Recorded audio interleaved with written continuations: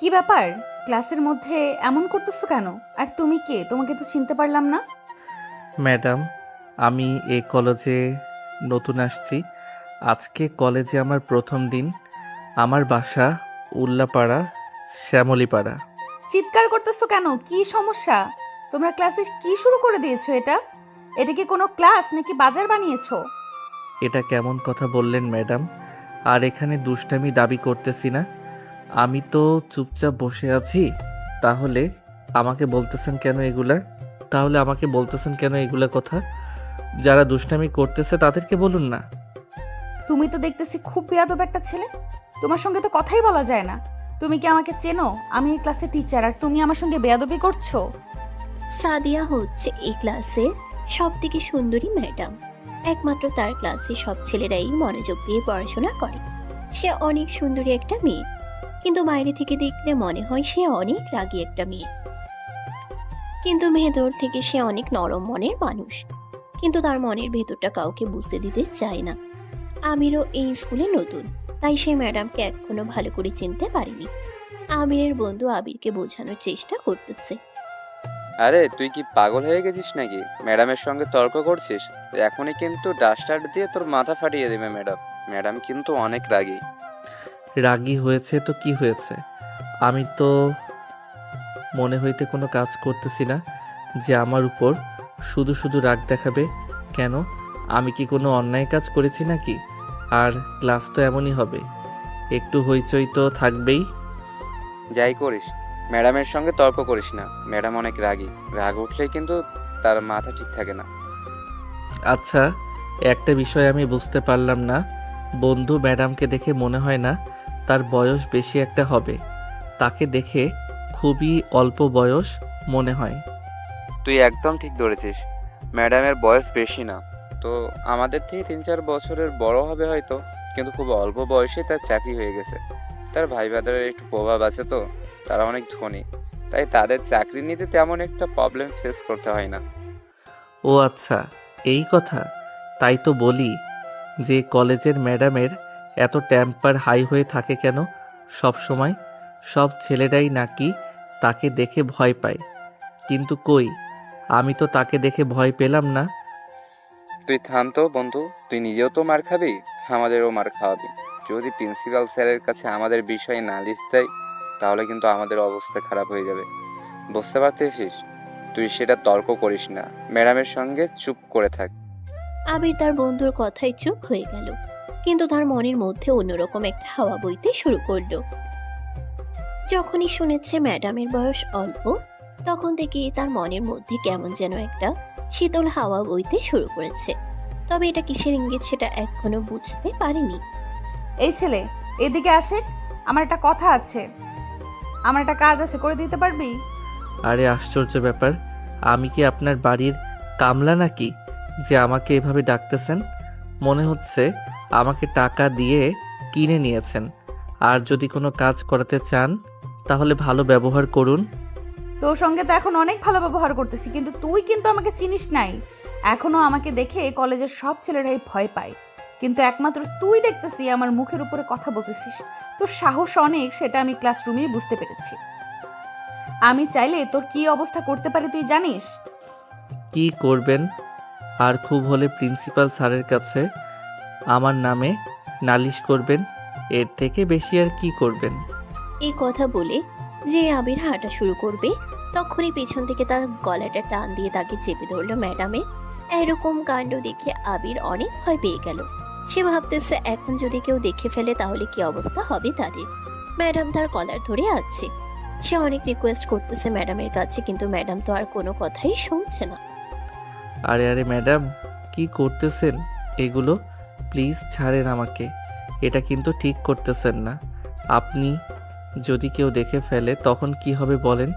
কলেজে আমার একটা মান সম্মান বলে কিছু আছে নাকি? সবার সামনে আমাকে এভাবে ছোট করবেন না প্লিজ। কিসের ছোট? তোকে আমি ক্লাসরুমে দেখেই বুঝতে পেরেছিলাম তুই অন্যরকম একটা ছেলে। তুই আমার সঙ্গে তর্ক করেছিস, তোর মধ্যে অনেক দম আছে, তোকে দেখেই বুঝতে পেরেছিলাম। এখন তোকে ছাড়বো না। কি করবি? চিৎকার করবি? আশ্চর্য ব্যাপার, আপনি আমার কলার ধরে আছেন কেন এভাবে? আমাদের যদি কেউ একটা রুমে এভাবে দেখে ফেলে তাহলে আমাদের কী ভাববে বলেন? আপনারও তো একটা মান সম্মান আছে। আপনি হলেন এই কলেজের স্বনামধন্য একজন ম্যাডাম, আর আপনি আপনার স্টুডেন্টের কলার ধরে দাঁড়িয়ে আছেন। এটা কেমন দেখায় বলেন? তুই চিৎকার কর, সমস্যা নেই, দেখি কার লজ্জা বেশি আর কার লজ্জা কম। তখনই ম্যাডাম এর থেকে নিজেকে ছাড়িয়ে নিয়ে দৌড় দিয়ে চলে গেল। আবির আবার অনেক ভয় পেয়ে গেছিল। সে আশেপাশে দেখতেছে কেউ তাদেরকে এইভাবে একটা রুমে দেখে ফেলেনি তো। এদিকে সাদিয়া বিষয়টা এনজয় করতেছে। তার ওই মুখের মিষ্টি হাসি দেখে মনে হচ্ছে সে আবিরের প্রেমে পড়ে যাচ্ছে একটু একটু করে, তার কাছে যেতে চাচ্ছে। কিন্তু তার এই ধরনটা ভিন্ন, যে ধরনটা আবির একদমই পছন্দ করতেছে না। কিন্তু সাদিয়া এই বিষয়টা এনজয় করতেছে। কি হলো রে? কই থেকে এরকম দৌড়াতে দৌড়াতে আসতেছিস? মনে হচ্ছে তোকে কোনো কুকুর দৌড়ানি দিয়েছে। এভাবে হাঁপাচ্ছিস কেন? আর বলিস না বন্ধু, অনেক কাহিনী। এখন এই বিষয়ে কিছু বলবো না, অন্য এক সময় বলবো। একটা প্রেমের গন্ধ পাচ্ছি মনে হচ্ছে। প্রেম টেম করে ফেললি নাকি? আবার নাকি কেউ প্রস্তাব দিল তোকে? অবশ্য তোকে কেউ প্রেমের প্রস্তাব দিলে আমি অবাক হব না, কারণ তুই তো অনেক স্মার্ট একটা ছেলে। তোর সঙ্গে মেয়েরা অবশ্যই প্রেম করতে চাইবে। এসব কথা বলিস না তো বন্ধু, এখন পড়াশোনার বয়স। এখন এইসব প্রেম প্রীতি করে কী লাভ বল? পড়াশোনায় ফোকাস করতেছি, প্রেম টেম আমার দ্বারা হবে না, বুঝতে পেরেছিস? তোর চোখ মুখ বলে দিচ্ছে যে তোর মনের মধ্যে কোনো একটা ঝড় বয়ে যাচ্ছে। সে বিষয়টা হয়তো আমাদের বলতেছিস না, কিন্তু তোকে দেখে সেটা বুঝতে পারতেছি। আচ্ছা, এখন এগুলো কথা বাদ দে। আজকের কোনো প্ল্যান আছে নাকি? কোথায় আড্ডা দিবি? নাকি সরাসরি বাসায় চলে যাবি? আজকে আর কোনো প্ল্যান নাই বন্ধু, এমনিতেই অনেক ক্লান্ত লাগতেছে। সবারই একই অবস্থা, আজকে প্রচুর গরম পড়েছে। সরাসরি বাড়িতে গিয়ে ঘুমিয়ে পড়বো। আবিরের মনের ভেতর ঝড় বয়ে যাচ্ছে। সে শুধু বারবার সাদিয়া ম্যাডামের সেই কাণ্ডটাই মনে পড়তেছে তার। কিন্তু তাকে বাইরে থেকে মনে হচ্ছে সে অনেক হাসি খুশি আছে, টেনশন মুক্ত।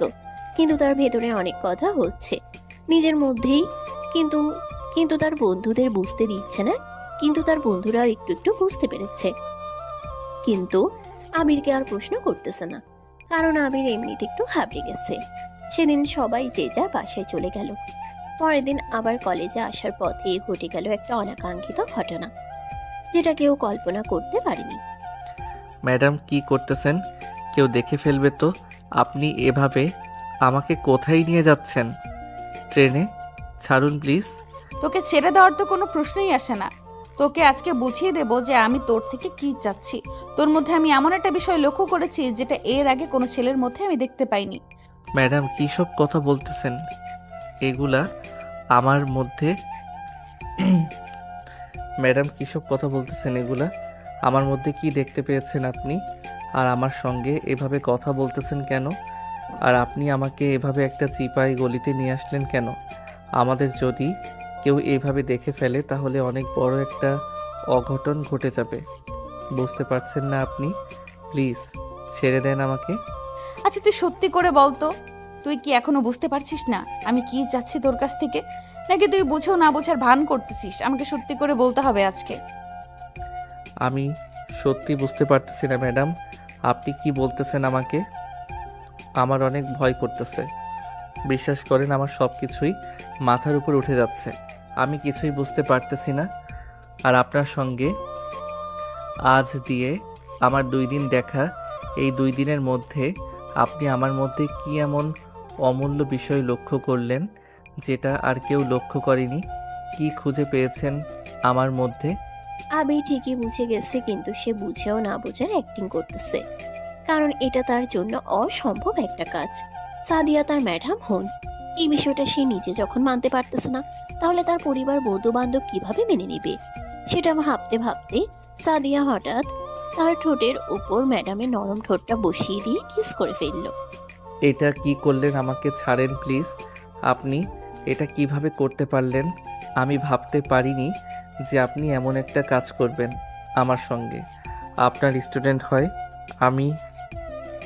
আপনি আমাকে কিস করলেন। আমি তোকে ভালোবেসে ফেলেছি, সেটা কি তুই বুঝতে পারতেছিস না? আমার এর আগেও অনেক ছেলের সঙ্গে পরিচয় হয়েছে আমার, কিন্তু তাদেরকে আমার কখনোই ভালো লাগেনি।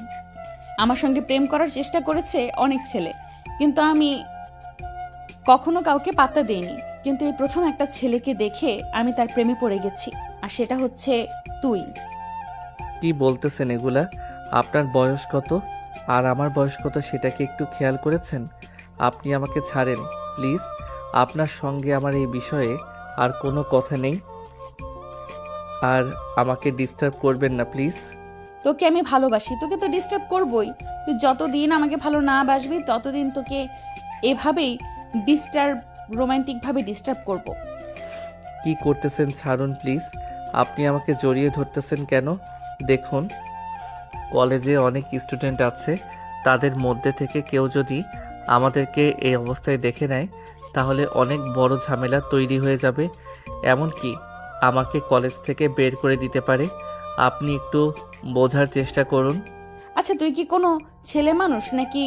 এমন ভাব করতেছিস মনে হচ্ছে তুই 10 বছরের একটা বাচ্চা শিশু। আর কে কি ভাববে, কে দেখলো আর কে না দেখলো সেটা ভেবে আমার কোনো লাভ নেই। আমি তো তোকে ভালোবাসি, এটাই আমার জন্য অনেক কিছু। এটা কি ঠিক হচ্ছে বলুন? আপনার ফ্যামিলি, আমার ফ্যামিলি, কেউ কিন্তু আমাদের এই সম্পর্ক মেনে নিবে না। আপনি একটু বোঝার চেষ্টা করুন। আপনি আমাকে ছাড়ুন তো, আমার অনেক বিরক্ত লাগতেছে। আমি ক্লাসরুমে যাব, ছেড়ে দেন আমাকে। আমির সাদিয়ার হাত থেকে ছাড়া পাওয়ার সঙ্গে সঙ্গে সে ক্লাসরুমের দিকে যাওয়া শুরু করলো। তার মনের মধ্যে অনেক ভয় কাজ করতেছে। তার মনে শুধু একটা কথাই ভেসে উঠতেছে, সাদিয়া ম্যাডাম এই কাজটা কিভাবে করলো। সে কোনোভাবে মানতে পারতেছে না যে সাদিয়া ম্যাডাম তাকে কিস করেছে। সে এমন একটা ভাব ধরে ক্লাসরুমে গেল যেন কিচ্ছুই হয়নি, একদম নর্মাল ভাবে আছেন। কিন্তু তার বন্ধুরা দেখে তাকে প্রশ্ন করা শুরু করে। কিরে আবির, কি শুনলাম ম্যাডাম নাকি তোকে ঠোঁটের ওপর কামড় দিয়েছে? কই দেখি দেখি, আমাদেরকে একটু দেখা কোথায় কামড় দিয়েছে। আরে কি বলতেছিস তোরা এগুলো? ম্যাডাম কেন আমাকে কামড় দিবে? তোরাও না পারিস? কী সব কথা বলতেছিস? এগুলো কথা কেউ শুনলে সমস্যা হতে পারে, সেটা তোরা বুঝতে পারিস না? আবির তার বন্ধুদের কথা শুনে অনেক ঘাবড়ে গেল।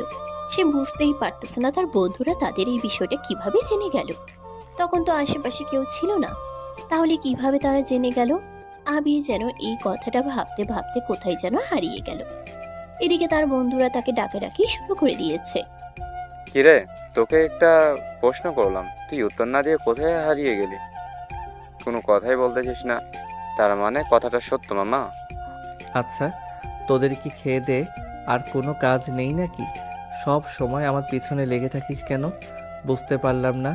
আর কে বলল তোকে যে ম্যাডাম আমার ঠোঁটে কামড় দিয়েছে? আর মিথ্যে বলতে হবে না বন্ধু, আমরা সবই জানি। আমাদের এক বান্ধবী বলতেছে, কিন্তু সবাইকে বলে নাই, শুধু আমাদের ফ্রেন্ড সার্কেলের মধ্যে কথাটা হয়েছে। অবশেষে ম্যাডামের সঙ্গে তো রিলেশন হয়ে বেশ অবাক করা একটা কাণ্ড।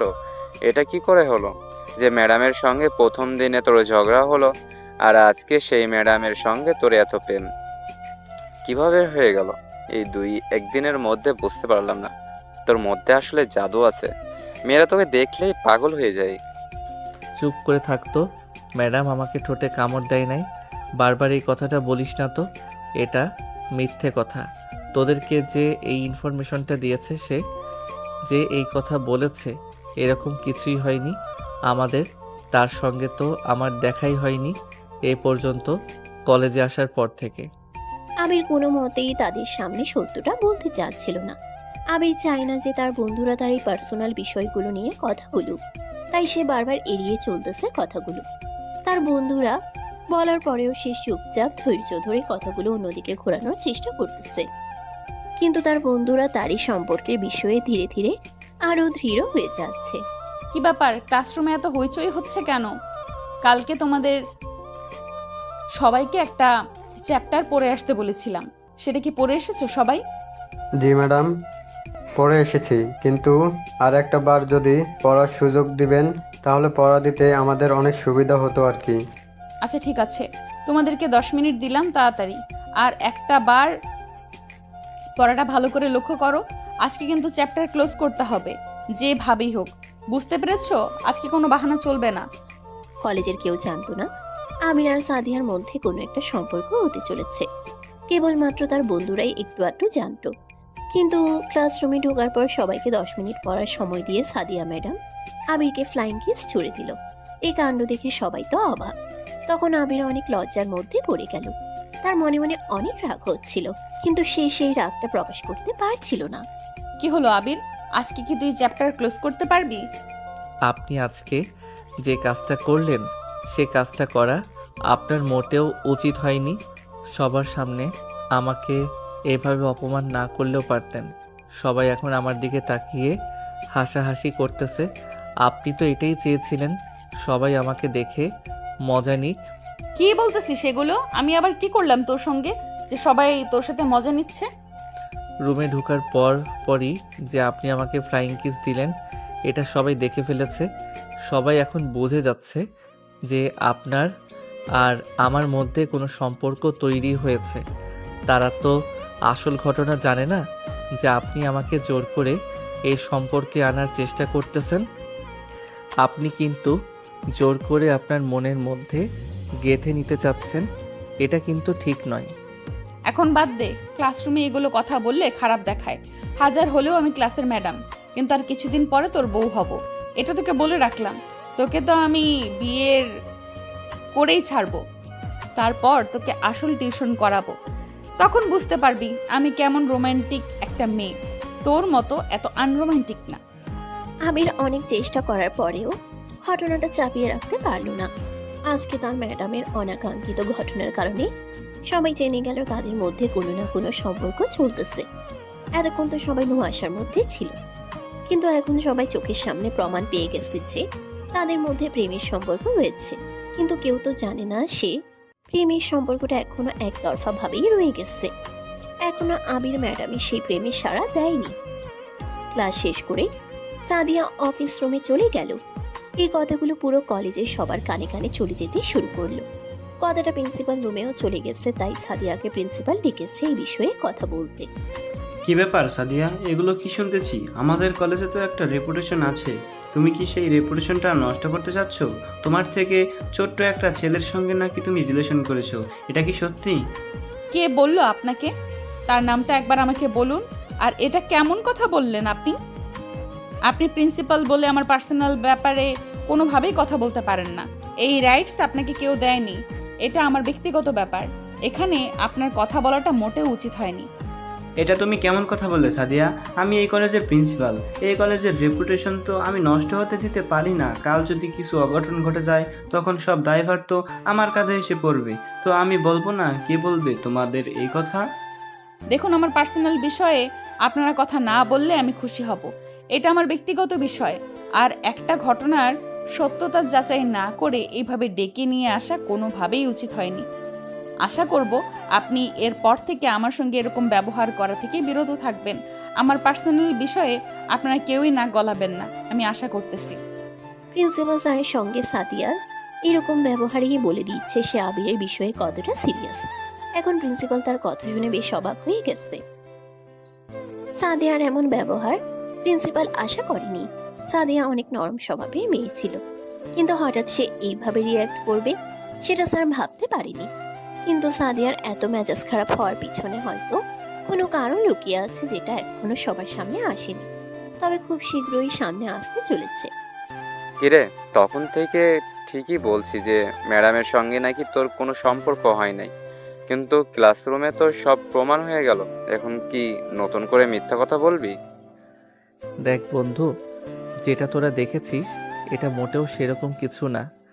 তোরা শুধুই এগুলো ভাবতেছিস, এরকম কিছুই হয়নি। ম্যাডাম হয়তো ফাইজলামো করে এরকম একটা কাণ্ড ঘটিয়েছে। সব বিষয়ে এত সিরিয়াস হলে কেমনে হবে বলতো?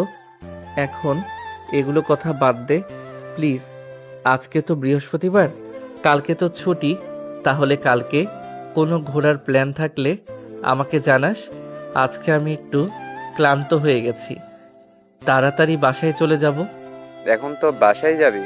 মন তো অনেক ভালো, ম্যাডামের ঠোঁটের কামড় মেরেছে। যা বাড়িতে গিয়ে ওই ঠোঁট ধুয়ে পানি খা, দেখবি অনেক ভালো লাগবে। আর ম্যাডামকে নিয়ে এখন শুধু স্বপ্নই দেখিস, আবার দেখিস আমাদের যেন ভুলে যাস না। ধুর, তোদের সঙ্গে আর কথাই বলবো না, শুধু উল্টাপাল্টা কথা বলিস, বারবার একই কথা বলে মেজাজটাই খারাপ করে দিলি। থাক, বাসায় গেলাম, কালকে আমি বের হব না তোদের সঙ্গে, শনিবারে দেখা হবে। আজকে আমি গেলাম, ভালো থাকিস তোরা সবাই। কিরে, তোরা কেউ কিছু বুঝতে পারলি? স্বাধীন হঠাৎ এত রেগে যাওয়ার কারণটা কি হতে পারে? এই ঘটনাটা যদি মিথ্যা হতো তাহলে আবির এত রেগে যেত না। আমার মনে হচ্ছে এটার মধ্যে অনেক বড় রহস্য লুকিয়ে আছে, যা ধীরে ধীরে উন্মোচন হচ্ছে সবার সামনে। আর একটু সময় নিই, দেখো সব কিছু সবার সামনে ক্লিয়ার হয়ে যাবে। কিন্তু মনে হচ্ছে আবির অনেক রেগে আছে, ওর সঙ্গে এসব বিষয়ে কথা বলা ঠিক হবে না। তার থেকেও বাসায় চলে যাক। তোরা একদম ঠিক কথা বলেছিস। সারাদিনই একই কথা শুনে শুনে ওর মেজাজ হয়তো খারাপ হয়ে গেছে। থাক, ওকে ওকে আর ডাকতে হবে না, ও বাসায় যাক, কে রেস্ট করুক। শনিবার তো দেখা হচ্ছে। আবিরের কথা শুনে বোঝা যাচ্ছে সে তার ম্যাডামের উপর কতটা বিরক্ত হয়ে গেছে। তার ম্যাডামের এরকম ব্যবহার সে আর সহ্য করতে পারতেছে না। সে প্রচন্ড পরিমাণে বিরক্ত হয়ে গেছে তার ম্যাডামের উপরে। এদিকে সাদিয়া যেন তার পিছনে ছাড়তে রাজি নয়। সে হাল ছাড়ছে না, সে আবিরকে বিয়ে করে ছাড়বে।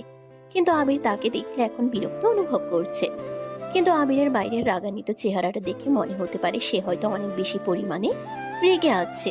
কিন্তু তার মনের ভিতর অন্য একটা কথা ঘুরপাক খাচ্ছে, কিন্তু সেই কথার উত্তর আবির নিজেও জানে না। সে বাসায় গিয়ে খাওয়া দাওয়া না করে সে যে ঘুমিয়ে পড়েছে, তাকে খাবার জন্য ডাকার পরেও সে উঠে নাই। শুক্রবারে বেলা 12টায় আবির ঘুম থেকে উঠেছে। সেটা একটা দুঃস্বপ্ন দেখে লাফিয়ে উঠেছে।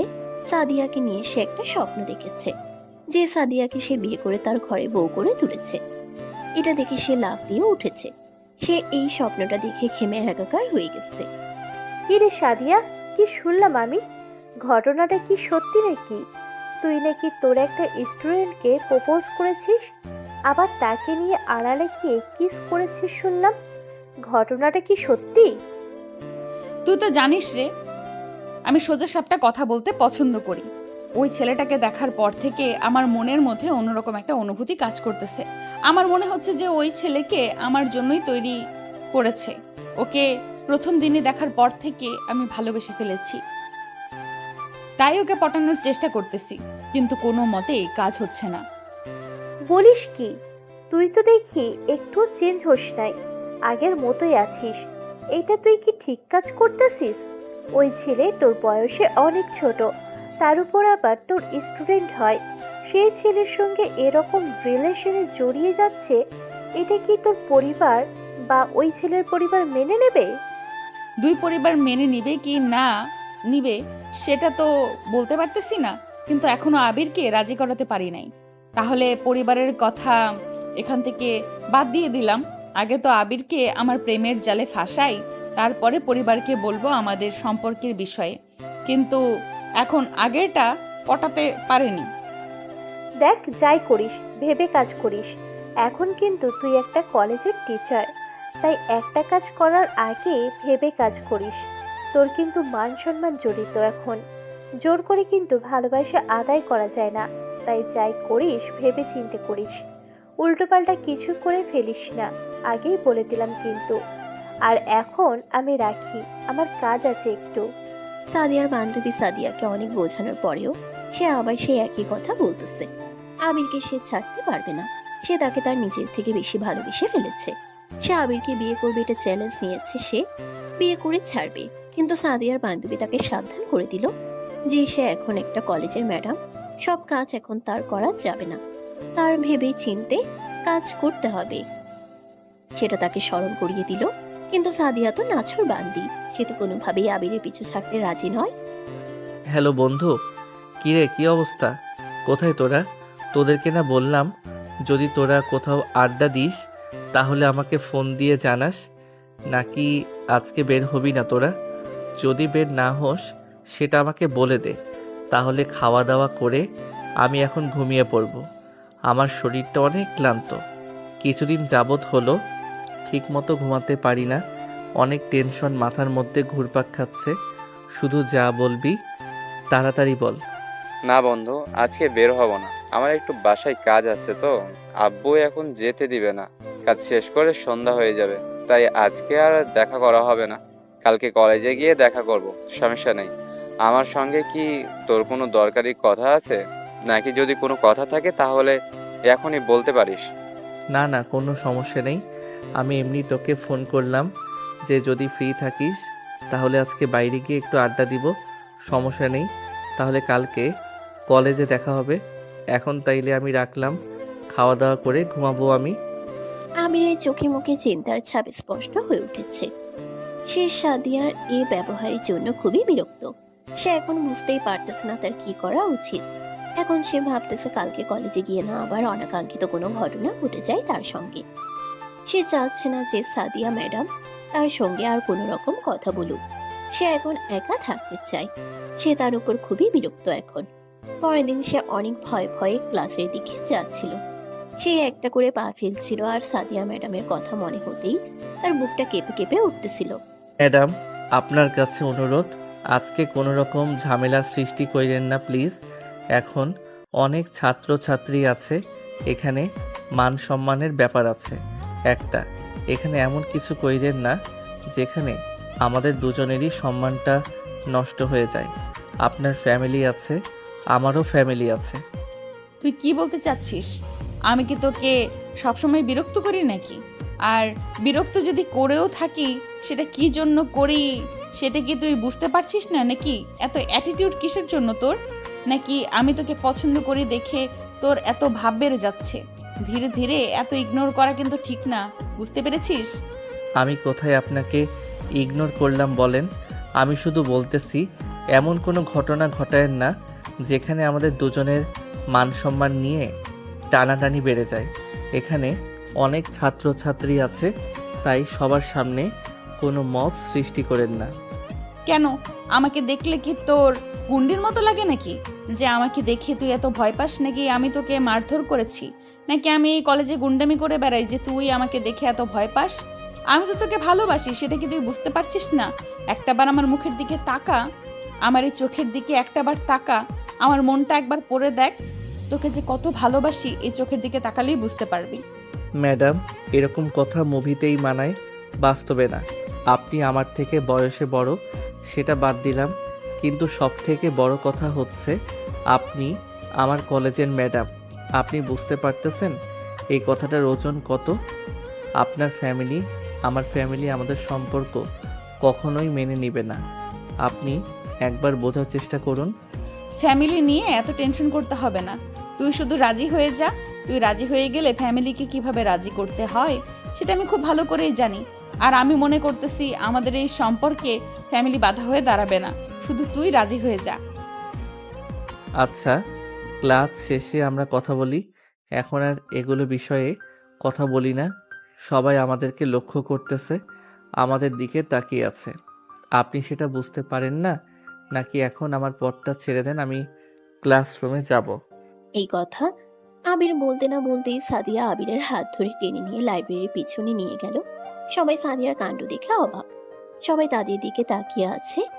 পুরো কলেজে তাদের কথাই শুধু হচ্ছে, তাদের নিয়ে আলোচনা হচ্ছে। আবিরের বন্ধুরা তো নিজের চোখেও বিশ্বাস করতে পারতেছে না যে সবার সামনে এভাবে কিভাবে ম্যাডাম একটা ছেলেকে লাইব্রেরির পিছনে নিয়ে যেতে পারে। পুরো কলেজ এটা নিয়ে হইচই বেঁধে গেল। আপনার আসলেই মাথায় সমস্যা আছে, বুঝতে পেরেছেন? এতদিনে তেমন একটা কেউ জানতো না আপনার এই পাগলামি সম্পর্কে, কিন্তু আজকে পুরো কলেজের সামনে এভাবে আমার হাত ধরে টেনে নিয়ে আসলেন। এখন সবাই আমাদের নিয়ে আলোচনা করবে, আমি নিশ্চিত। তুই অন্যের কথা কেন কানে নিস বলতো? আমি যে তোকে ভালোবাসি, তোকে এতটা আদর করে যত্ন নেই তোর, তারপরেও তুই আমার উপরে একটুও মায়া দেখাস না। তুই শুধু অন্যের কথা ভাবিস। আমি যে তোর পেছনে একটা মেয়ে হয়ে পাগলের মতো ঘুরতেছি, সেদিকে তোর কোনো খেয়াল নেই। তুই শুধু অন্যদের নিয়ে আসিস। দেখুন, অন্যদের নিয়ে থাকবো না কি জন্য বলেন? আজকে যে কাজটা আপনি করলেন, এতক্ষণে তো হয়তো প্রিন্সিপাল স্যারের কাছে আমাদের এই কথা পৌঁছে গেছে। এখন কি হবে কে জানে, আমি তো কিছুই বুঝতে পারতেছি না। এখন ছেড়ে দেন প্লিজ, ক্লাসরুমে যাই। অনেক হয়েছে আপনার সাথে সময় কাটানো, এখন আমাকে ছেড়ে দেন। আবিরের হাত ছেড়ে দিয়ে শক্ত করে তাকে জড়িয়ে ধরে সাদিয়ার নরম ঠোঁট দিয়ে আবিরের ঠোঁট চুষতে শুরু করলো। দুজনেরই দম আটকে যাচ্ছিল। তবুও সাদিয়া লিপ কিস করা ছাড়তেছিল না। কিন্তু আবির চোখ খুলে সাইডে তাকাতেই দেখে তাদের স্কুলের প্রিন্সিপাল দাঁড়িয়ে তাদের এই কাণ্ড কারখানা দেখতেছে আর ছিছি করতেছে। এটা দেখে আবির সাদিয়াকে ধাক্কা দিয়ে সরিয়ে দেয়। এটা কি কোনো কলেজ নাকি প্রেমের অঙ্গুরখানা?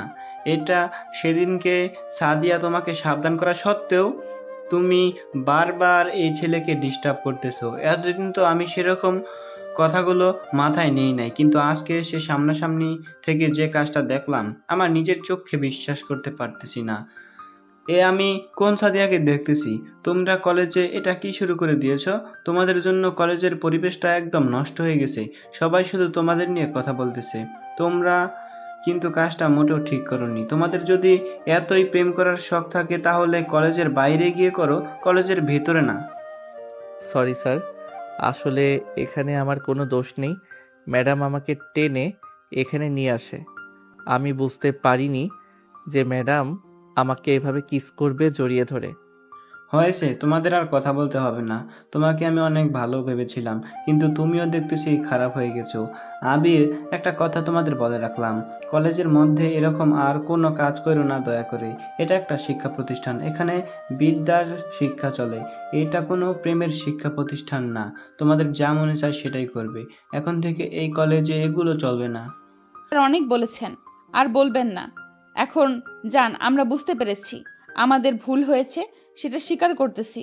কিন্তু এইভাবে আপনি আমাদেরকে আঘাত করে কথা বলতে পারেন না। এই কলেজে আপনার যেমন অধিকার আছে, আমাদেরও তেমনই অধিকার আছে। কিন্তু আমরা যে কাজটা করেছি, এটা আমাদের করা উচিত হয়নি। তোমার সঙ্গে তো আমি কথা বলে কখনোই পেরে উঠবো না, তাই তোমার সঙ্গে আমি তর্ক করতে চাচ্ছি না। তোমরা যে যার কাজে এখন চলে যাও। আর আবির, তুমি তোমার ক্লাসরুমে চলে যাও। তোমাদের নিয়ে কলেজে অনেক কথা হচ্ছে। এই কথাগুলো যদি বাইরে চলে যায়, জানি না কি অবস্থা হবে তখন। স্যার, আপনি কোনো চিন্তা করবেন না। আমি এই সকল বিষয়গুলো খেয়াল করতেছি, সমস্যা নেই। যদি কোনো সমস্যা হয় সেটা আমি ফেস করব। আপনার কোনো সমস্যা হবে না, আপনি এই বিষয়গুলো নিয়ে কোনো চিন্তা করবেন না। আবির সাদিয়ার উপর অনেক বেশি রেগে আছে। তার জন্য পুরো কলেজের সামনে আজ তার মান সম্মান শেষ হয়ে গেছে। আবিরের জীবনের 12টা বাজিয়ে দিয়েছে সাদিয়া। কিন্তু তারপরও সাদিয়া আবিরের পিছন ছাড়তে রাজি না। সে আবিরকে নিজের করেই তবে শান্ত হবে, এর আগে সে শান্ত হবে না। কিরে বন্ধু, আজকে তো পুরো কলেজের সামনে তোদের ভালোবাসার সম্পর্ক সবার সামনে উন্মোচন হয়ে গেল। এখন তো সবাই তোদের এই প্রেমের সম্পর্কে জেনে গেল। এটা কিন্তু আশা করিনি। এতটাও ওপেন হওয়া উচিত ছিল না তোদের। বিশ্বাস করো বন্ধু, আমি সাদিয়া ম্যাডামকে একদমই পছন্দ করি না। সে আমার সঙ্গে জোরপূর্বক এরকম কাজ করতেছে। আমি অনেক সহ্য করেছি, আর সহ্য করব না আজকে। আর একটাবার যদি দেখা হয় তাহলে আজকে সত্যি করে বলে দেব যে তাকে আমার একদম পছন্দ হয় না। এরকম কিছু বলা কিন্তু ঠিক হলো, সরি, এমন কিছু বলা কিন্তু ঠিক হবে। যেহেতু সে তোকে ভালোবাসে, তাই তাকে এরকমভাবে কষ্ট দেওয়া ঠিক হবে না। তুই একটু অপেক্ষা কর, সময় নে, তারপরই সব বুঝতে পারবে। এখন তো উত্তেজনা, সময় তোর অনেক রাগ হয়ে গেছে, সেটা বুঝতে পারতেছি। তাই এখন ধৈর্য সহকারে কাজ করতে হবে। অনেক ধৈর্য ধরেছি, আর কত বলো? এভাবে কি আর জীবন চলে? কতক্ষণ এভাবে সহ্য করে থাকা যায়? আমি আর পারতেছি না বন্ধু, হারিয়ে গেছি ম্যাডামের যন্ত্রণায়। আমি ঠিকমতো খেতে পারি না, ঠিকমতো ঘুমাতে পারি না, আমার কোথাও শান্তি নেই। আগে কলেজে আসলে অনেক ভালো লাগতো, তোদের সঙ্গে আড্ডা দিতাম, ঘুরতাম, খাওয়া দাওয়া করতাম। কিন্তু এখন কলেজে আসতে মন চায় না। কলেজ এখন আমার কাছে জাহান্নামের মতো লাগে। আমার আব্বু আম্মু আমাকে নিষেধ করেছিল এই কলেজে ভর্তি না হতে। আসলে আমার কপালটাই খারাপ, সেখানেই পছন্দ করে যাই, সেখানেই আমার জন্য দুঃখ যেন তৈরি হয়ে থাকে। আচ্ছা, আর আবেগ দেখাস না। এত রেগে যাচ্ছিস কেন? এত রাগ ঠিক না, ধৈর্য ধর। দেখ, একটা মানুষ তোকে পাগলের মতো ভালোবাসে, অন্তত তার ভালোবাসার মূল্যটা তো দে। তোদের নিয়ে কলেজে অনেক আলোচনা হচ্ছে, সবাই জান তোদের সম্পর্কের বিষয়। আর আমি বলতেছি যে তুই একটু সময় নিয়ে হলেও দেখতো তার সঙ্গে সম্পর্কটা টিকিয়ে রাখতে পারিস কিনা। সাদিয়া ম্যাডামের মতো এত ভালো তোকে কেউ বাঁচতে পারবে না, আমি তোকে বলে দিলাম। এটা তুই লিখে রাখ প্রয়োজন হলে। আবির তার বন্ধুর কথাগুলো শুনতেছে আর তার রাগ যেন ধীরে ধীরে কমে যাচ্ছে। তবে কি সেও সাদিয়ার প্রেমে পড়ে যাচ্ছে? কিন্তু সাদিয়া ম্যাডাম হওয়ার কারণে আবিরের মন কিছুতেই মানতে রাজি হচ্ছে না। একবার তার মনে হচ্ছে সাদিয়া ম্যাডাম তার জন্য যোগ্য হবে, আর একবার মনে হচ্ছে সে তো ম্যাডাম, তার সঙ্গে কিভাবে সম্পর্ক করবে, আর পরিবার সমাজ বা কিভাবে তাদেরকে মেনে নিবে। সবকিছু মিলিয়ে আবির এই জন্য পাগল হয়ে যাচ্ছে ভেবে ভেবে। দেখ বন্ধু, এত ভেবে লাভ নাই। এই পৃথিবীতে যে তোকে তার নিজের থেকেও বেশি ভালোবাসতে পারবে সেই তোর জন্য পারফেক্ট একটা মানুষ হবে। শুধু তুই যদি তাকে একটু ভালোবাসা দিতে পারিস, তাহলে আমার মনে হয় তোকে সে মাথায় তুলে রাখবে, তোকে কখনো কষ্ট পেতে দিবে না। এটা আমার মনে হয়। এখন তো আমি জোর করে কোনো কথা বলতে পারি না, সেজন্য তোকে কিছু পরামর্শ দিলাম। আমার কোনো কথাই কষ্ট পাস না তুই। আরে কি সব কথা বলতেছিস তুই? কষ্ট কেন পাবো বলতো? তুই আমার বন্ধু, তুই যদি আমাকে সঠিক কোনো পরামর্শ না দিস কে দেবে বল? কিন্তু বন্ধু, আমার তো শুধু চিন্তা হচ্ছে যে আমার পরিবার জানতে পারে আমি আমার কলেজের ম্যাডামের সঙ্গে রিলেশন করেছি, তখন তারা কি অবস্থা করবে আমাকে, আবার তাদেরই কি অবস্থা হবে কিছুই বুঝতে পারতেছি না। সব কিছু যেন আমার এলোমেলো হয়ে যাচ্ছে, কোনো কিছুই গুছিয়ে নিয়ে আসতে পারতেছি না। একবার মনে হচ্ছে ভালো হবে, আর একবার মনে হচ্ছে না অনেক খারাপ হবে। কোনটা করব আমি নিজেও বুঝতে পারতেছি না। কি ব্যাপার, আজকে হঠাৎ তুই আমার কলেজে আসলি? কি ব্যাপার, কোনো সমস্যা হয়েছে নাকি? না, কোনো সমস্যা হয়নি, কিন্তু আমি শুনতে পারলাম কিছুক্ষণ আগে নাকি কলেজের অনাকাঙ্ক্ষিত একটা ঘটনা ঘটে গেছে, আর সেই ঘটনাটা নাকি তুই ঘটিয়েছিস। তোকে তো আমি বলেছিলাম যাই করবি ভেবে চিন্তে করিস, তাই বলে কলেজের সবার সামনে এই কাণ্ডটা করে বসলি। সবার সামনে এখন তোর মান সম্মানটা নষ্ট করে ফেললি। এটা তোর করা মোটেও উচিত হয়নি।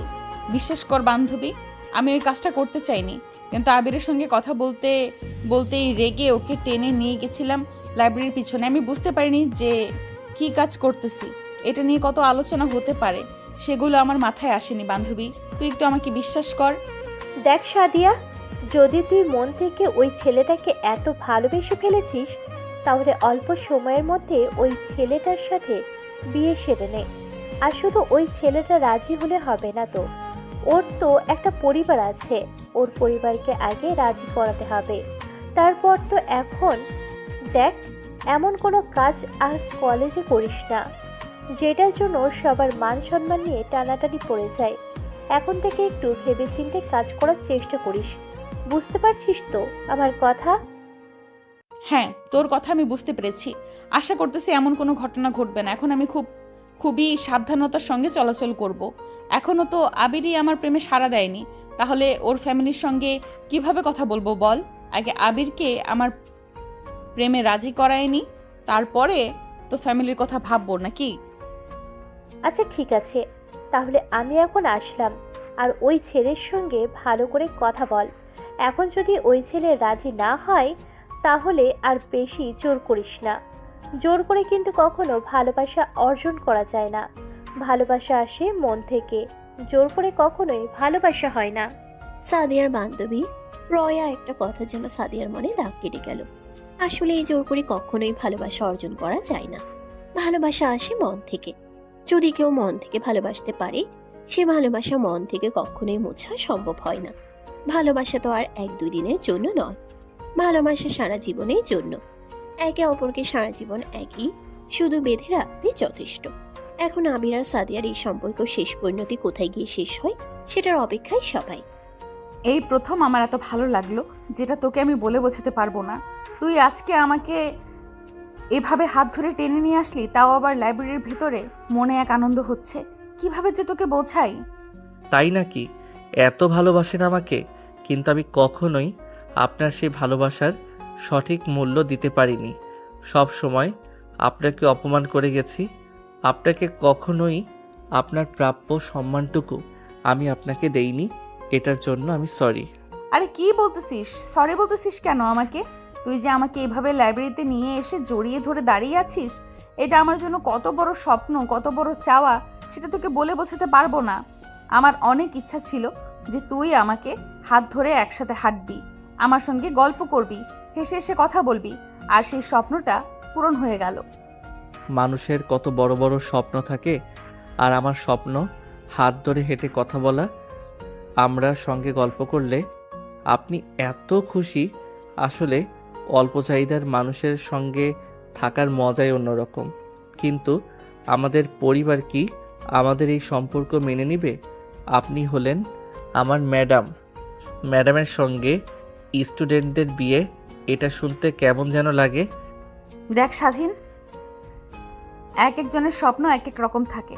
আমার স্বপ্ন ছিল যে তুই আমাকে একদিন হাত ধরে নিয়ে যাবি, আমার সঙ্গে গল্প করবি, আমাকে নিজের ইচ্ছায় জড়িয়ে ধরবি, আদর করবি।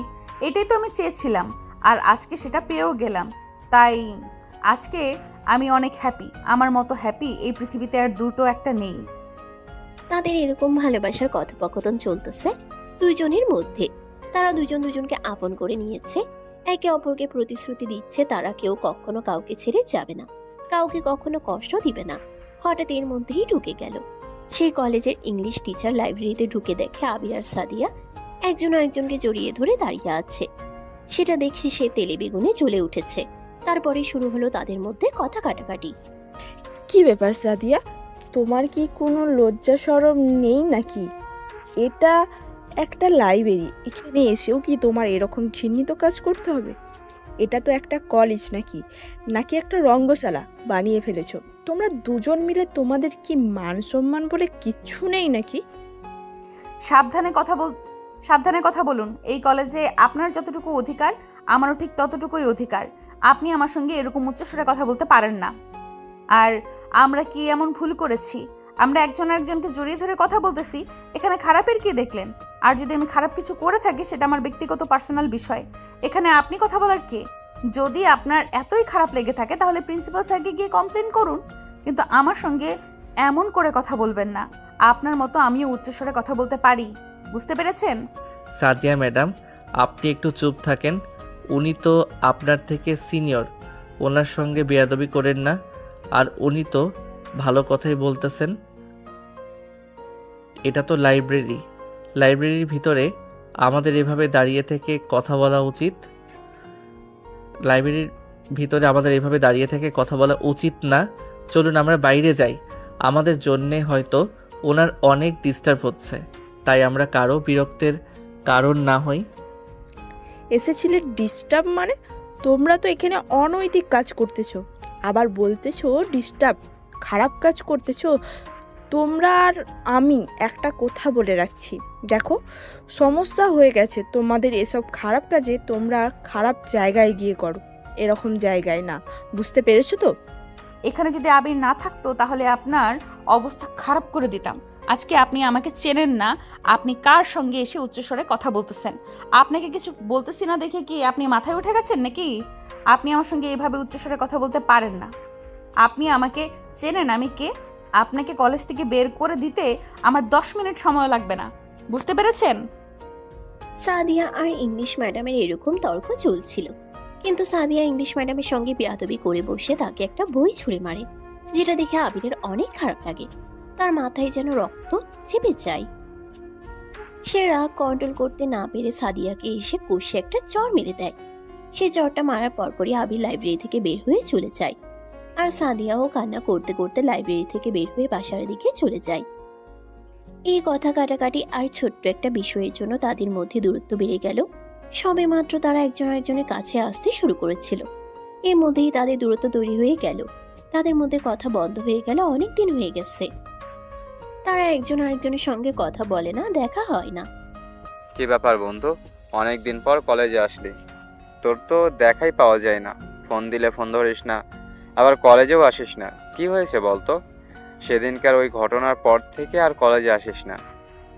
আমার অনেক খারাপ লাগতেছে বন্ধু। সেই দিন ম্যাডামকে চড় মারার পর থেকে আমি শুধু আফসোস করে যাচ্ছি, কেন যে তাকে চড়টা মারলাম। আমার এই কাজটা করা একদমই উচিত হয়নি। ম্যাডাম আমার এই কাজে হয়তো অনেক কষ্ট পেয়েছেন। কষ্ট মানে? তুই যেদিন তাকে চড় মেরেছিলি সে তার পরের দিন থেকে আর কলেজে আসে না। শুনলাম সে নাকি কলেজে রিজাইন দিয়ে চলে গেছে, কিন্তু কোথায় গেছে কেউ জানে না। তার ফোন নাকি বন্ধ, তার সঙ্গে তার পরিবারের নাকি যোগাযোগ নেই, কেউ তার সম্পর্কে কিছুই জানে না। কি বলতেছিস এগুলা? আমার এই একটা ভুলের জন্য এত বড় শাস্তি দিয়ে গেল আমাকে। এখন কিভাবে আমি তাকে খুঁজে বের করব এই এত বড় শহরের মধ্যে? সে আমার উপর এতই অভিমান যে সে কলেজ থেকে রিজাইন নিয়ে চলে গেল। যাকে বেশি ভালোবাসা যায় না তার উপরে অভিমান একটু বেশি হয়। তুই সেদিন ইংলিশ ম্যাডামের পক্ষ নিয়ে যে সাদিয়া ম্যাডামকে চর মেরেছিলি, এটা কি তুই ঠিক কাজ করেছিস? ইংলিশ ম্যাডাম তো একদম বাজে একটা। তার মনে শুধু হিংসে। সে শুধু অন্যদের মধ্যে কিভাবে ঝগড়া লাগিয়ে দেওয়া যায় সেটা সে খুব ভালো করে জানে। আর তুই তার পক্ষ নিয়ে সাদিয়া ম্যাডামের সঙ্গে ঝামেলা করে তাকে কষ্ট দিলি এভাবে। কি বলিস? আমি তো জানতাম ইংলিশ ম্যাডাম অনেক ভালো, আর তার কোনো খারাপ দিক আমি তো কখনো দেখিনি। সরি। আরে গাদা, সে ওপরে ভালো সেজে থাকে, কিন্তু ভিতরে সে অনেক খারাপ একজন মানুষ। সে শুধু অন্যের মধ্যে ঝগড়া লাগিয়ে দেয়, এটাই তার যেন প্রধান কাজ। তার সঙ্গে কেউ ঠিক মতো কথা বলতে চায় না। আর তুই তার জন্য আমাদের সিনিয়র ভাবিকে চর মেরে বসলি। এটা তুই ঠিক কাজ করিসনি। এখন যা হবার তা তো হয়ে গেছে। আমি এখন সাদিয়া ম্যাডামের সঙ্গে দেখা করতে চাই, ওনার কাছে আমি ক্ষমা চাইতে চাই। আমি আর কখনোই ওনাকে কষ্ট দিয়ে কথা বলবো না, ওনার গায়ে কখনো হাত তুলবো না। তুই যেভাবে পারিস তার সঙ্গে আমার একটু যোগাযোগ করিয়ে দে। বিশ্বাস কর, আমি তার হাত পা ধরে হলেও ক্ষমা চেয়ে নেব, কিন্তু আমি এই ভুল শোধরাতে চাই। কিন্তু কিভাবে তুই বল শুধরাবি? বল, সে কোথায় থাকে কেউ জানে না, তার ফ্যামিলি জানে না সে কোথায় থাকে। তাহলে আমরা কি করে জানবো যে সে কোথায় আছে, এখন কি করতেছে? কিছুই তো বলতে পারবো না। তার ফ্যামিলির সঙ্গেও নাকি তার কোনো যোগাযোগ হয় না। কি বলতেছিস তাহলে? এখন তাকে কিভাবে খুঁজে বের করব? কেউ না কেউ তো জানে সে কোথায় এখন থাকতে পারে। তাকে যেভাবে হোক খুঁজে বের করতে হবে। আমাদের সব বন্ধুর সঙ্গে কথা বল, সবার সঙ্গে কথা বলে তাকে খুঁজতে হবে। যেভাবেই হোক তাকে কিন্তু আমার লাগবে। তোরা যেভাবেই হোক ম্যাডামকে আমার সামনে এনে দাঁড় করিয়ে দে। তুই যত সহজভাবে নিচ্ছিস বিষয়টা আসলে তত সহজ না। এটা অনেক বড় একটা কাজ। তুই বুঝতে পারতেছিস যে এখন ওনার কোনো নাম্বার নাই, উনি কোথায় থাকে কেউ জানে না, এমনকি তার ফ্যামিলিও জানে না। তাহলে আমরা তাকে কিভাবে খুঁজে বের করব? বল, এটা তো অনেক ঝামেলা আছে। আমির আর সাদিয়ার প্রেম সবেমাত্র পূর্ণতার হাওয়া পেতে চলেছিল, কিন্তু হঠাৎই থমকে গেল তাদেরই ভালোবাসার গাড়িটা। মুহূর্তের মধ্যেই তাদের এই সম্পর্কের ভাঙন শুরু হয়ে গেল। কিন্তু সাদিয়া এখন কোথায় আছে কেউ জানে না, এমনকি তার ফ্যামিলিও জানে না যে সাদিয়া এখন কোথায় থাকে, কি করে। সে কলেজ থেকেও রিজাইন দিয়ে একেবারে চলে গেছে। তাই আবির আর আবিরের বন্ধু প্রিন্সিপাল স্যারের কাছে যাওয়ার জন্য প্রস্তুতি নিচ্ছে। তারা ভেবেছে প্রিন্সিপাল স্যার হয়তো কিছু জানে সাদিয়া ম্যাডাম সম্পর্কে, সে এখন কোথায় থাকে, কি করে। স্যার, সাদিয়া ম্যাম যে সেদিন রিজাইন দিয়ে চলে গেছে, সে কোথায় গেছে? নতুন কোনো জায়গায় চাকরি করতে চলে গেছে কিনা? আপনাকে কিছু তো বলে গেছে, যদি আমাদেরকে একটু ইনফরমেশন দিতেন যে সে এখন কোথায় আছে, তাহলে আমাদের অনেক উপকার হতো। দেখো, সে আমাকে শুধু রিজাইন পেপার দিয়ে চলে গেছে। সে কোথায় যাচ্ছে এবং সেখানে গিয়ে কি করবে এ বিষয়ে আমার সঙ্গে তার কোনো কথাই হয়নি। তাই আমি তোমাদের কিভাবে বলবো যে সে এখন কোথায় আছে বা কি করতেছে? স্যার, আপনি কাগজগুলো একটু বের করে দেখেন, সেখানে হয়তো কিছু না কিছু ইনফরমেশন আমরা পেতে পারি। প্লিজ আপনি একটু আমাদের হেল্প করুন। আপনি যদি আমাদের একটু হেল্প করেন তাহলে আমাদের অনেক উপকার হবে। আমি সাদিয়াকে খুঁজে বেড়াচ্ছি অনেক দিন হলো, কিন্তু ওকে খুঁজে পাচ্ছি না। ও কোথায় যে চলে গেছে আমাকে রেখে, ওকে ছাড়া থাকতে আমার অনেক কষ্ট হচ্ছে। মাঝে মধ্যে দম আটকে আসে তার কথা মনে হলে। এটা এখন একটু বাড়াবাড়ি হয়ে যাচ্ছে না? তোমার তো আরো খুশি হওয়া উচিত এই ব্যাপারটাতে, কারণ সাদিয়া তো তোমার থেকে বয়সে অনেক বড়, আর তুমি সেই মেয়েটার সঙ্গে প্রেম করতে চাচ্ছ। আবার নতুন করে সে তোমার জীবন থেকে সরে গেছে, এটা তো তোমার জন্য ভালো হয়েছে, কিন্তু তুমি তাকে আবার তোমার জীবনের সঙ্গে জড়াতে যাচ্ছ কেন? স্যার, সে যে আমাকে কতটা ভালোবাসে সেটা আমি ছাড়া আর কেউ জানে না। সে আমাকে অনেক বেশি ভালোবাসে, আমার জন্য সে সব করতে পারে। সেদিন যদি তাকে চটটা না মারতাম তাহলে তার এত অভিমান হতো না, আর আমাকে ছেড়ে কোথাও রাগ করে চলে যেত না। সেদিন ভুলটা আমারই হয়েছিল, উচিত হয়নি আমার। এখন সেটা তোমাদের ব্যক্তিগত বিষয়। আমার তোমাকে একটা পরামর্শ দেওয়ার ছিল, তাই তোমাকে পরামর্শটা দিলাম। এখন বাদবাকি সব তোমার ইচ্ছা। আর তুমি যে বলতেছো কাগজপাতি দেখে কি করবি, যেখানে ওর কোনো অ্যাড্রেস লেখা নেই। আর এটা তো ওর জয়েনিং লেটার না যে ওর অ্যাড্রেস নাম্বার সব কিছু লেখা থাকবে। এখানে ওর কোনো কন্ট্যাক্ট নাম্বার বা অ্যাড্রেস দেওয়া নেই, তাই আমি তোমাদের কোনো প্রকারে হেল্প করতে পারবো না। প্রিন্সিপালের কথা শুনে যেটুকু আশা বেঁচে ছিল আবিরের মধ্যে সাদিয়াকে খুঁজে পাওয়ার, সেটুকু আশাও শেষ হতে চলেছে। কিভাবে এখন সাদিয়াকে খুঁজে পাবে? সাদিয়া কোথায় আছে, সে কেমন আছে? আবির সে কথা ভেবে ভেবে পাগল হয়ে যাচ্ছে। তাকে কিভাবে খুঁজে বের করবে এখন আবির? সবসময় এই বিষয়টা নিয়ে অনেক চিন্তিত থাকে সে। সাদিয়াকে ছাড়া অনেক কষ্টে দিনগুলো পার করতেছে। বন্ধু, আমার মাথায় একটা বুদ্ধি এসেছে। তুই একটা কাজ কর, যেভাবেই হোক সাদিয়া ম্যামের বান্ধবীর নাম্বারটা ম্যানেজ কর। দেখ, তার সঙ্গে যোগাযোগ করলে কিছু একটা আমরা ইনফরমেশন পেতে পারি। আমার তো তার বান্ধবীর সঙ্গে কোনো যোগাযোগ বা আমি তাকে চিনিও না, তাহলে কিভাবে তার সঙ্গে যোগাযোগ করব বল? তুই দেখ, আমার মাথা কাজ করতেছে না। তুই একটু চেষ্টা কর তার বান্ধবীর সঙ্গে যোগাযোগ করতে। সাদিয়া ম্যামের বান্ধবীর নাম্বার ম্যানেজ করতে আমার অনেক কষ্ট হয়ে গেল বন্ধু। কতজনকে ফোন করতে হয়েছে, এই নাম্বারের জন্য অনেক কষ্টের পর পেয়েছে, তাও দিতে চাচ্ছিল না। অনেক রিকোয়েস্ট করে নিয়েছে।